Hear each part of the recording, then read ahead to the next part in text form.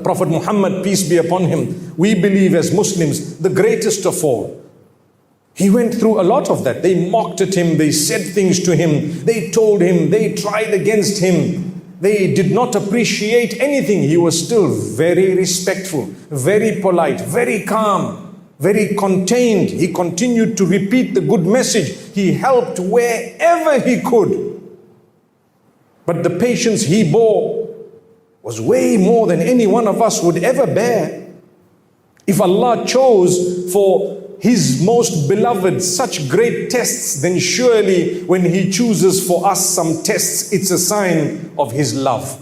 Inna Allah idha ahabba abdan ibtalahu. The hadith says when Allah loves a slave, He tests him more. Your teacher at school, and I see some principals and some of them seated here whom I met earlier. Your teacher at school, when they see that you are intelligent and you're doing well, what will they do? They may give you a test that the others have not had in order to promote you to a level that the others have not gotten to. Agreed? We understand that at school, but we don't understand it with the deen of Allah.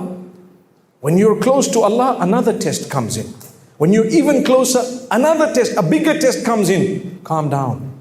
Calm down. Take it in your stride. Seek the help of Allah.